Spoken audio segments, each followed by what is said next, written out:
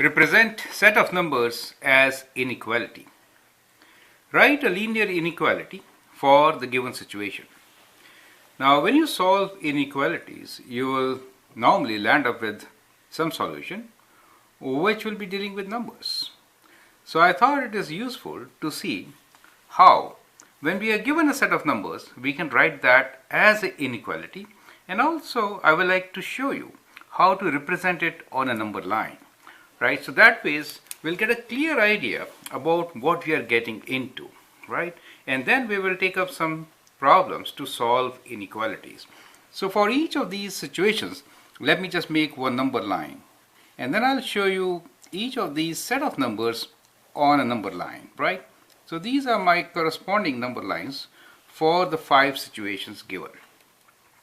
And the very first one, it says double-digit natural numbers. Now, when you're talking about double-digit natural numbers are numbers which are from 1 onwards, 1, 2, 3, 4. Natural numbers do not include 0. Remember that part. When we say double digit, that means we are talking about numbers like 10, 11, 12, 13, 14, like that, right? So these are double-digit numbers, right? So they go up to 99. So as soon as you move away from 99, one more than 99 is 100, which gives you 3 digit, right? So all the numbers in between are your double-digit natural numbers, right? So these could be represented by this. So that is representation on a number line. So the critical numbers for us is 10, which is a starting point, and 99, which is the highest number. And both are included. Therefore, I have represented them as filled in dots. Do you see that? So that is a representation on number line. And now let me write this as an inequality. Inequality linear we are talking about at present. So we say let the natural number be n. In that case, n has to be greater than equal to 10, and it is less than equal to 99. So that is a representation of this situation, which is double-digit natural numbers. Now the next one for us is a set of numbers between -2, rather the set of numbers which includes just these numbers, -2, -1, 0, 1, 2, 3, 4. As you can see, these are integers, right? Not natural numbers, since they include 0 as well as negative numbers, right? So they are negative, positive numbers including zeros, right? Now, these could be represented on a number line like 0 is right there in the center, we can say, and then we have 1, 2, 3, 4, and on the minus side we have 2. So that is from -2 to 4, right? So these are the numbers, and we are showing them with solid dots or filled in holes. That means these are included in our set of numbers, right? So we can say, well, these numbers for us are including -2, so -2, and the numbers are greater than -2. Let me say, define a variable here, and let me say my variable is I, and integer I is greater than equal to -2, but less than equals to 4, right? Remember one thing, we could have shown both these inequalities in a different way also. For example, here I could have written all integers which are greater than -3 and less than 5. So that also means the same thing, right? So it could be written as greater than signs also. But I'll prefer to show the answer with greater than equal to, which specifically clearly gives you the idea. So we don't really have to think beyond it for the time being, right? There will be situations where we need to think, so we'll do it that place, right? At present, we'll keep it plain and simple. Now here we have another set.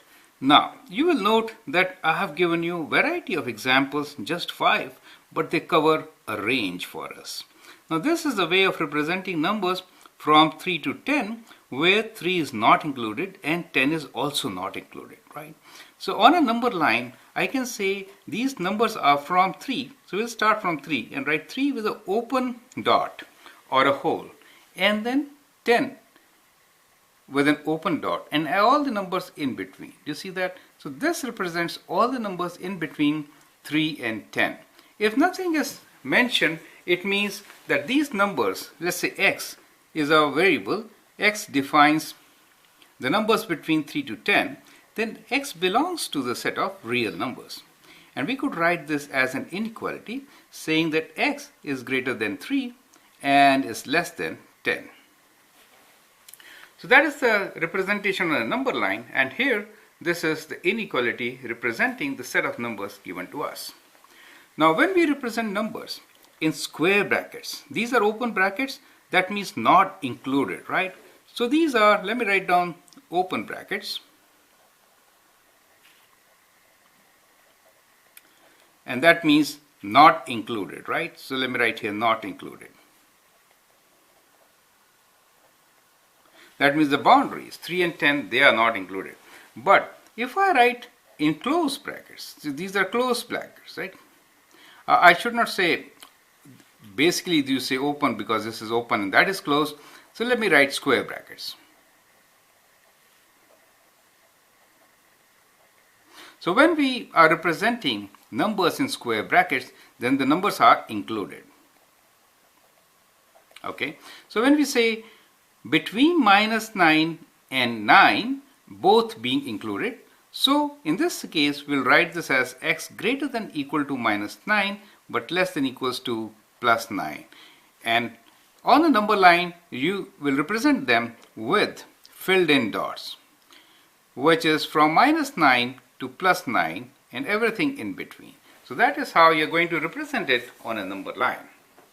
Now the last one on this page is from -infinity to 7.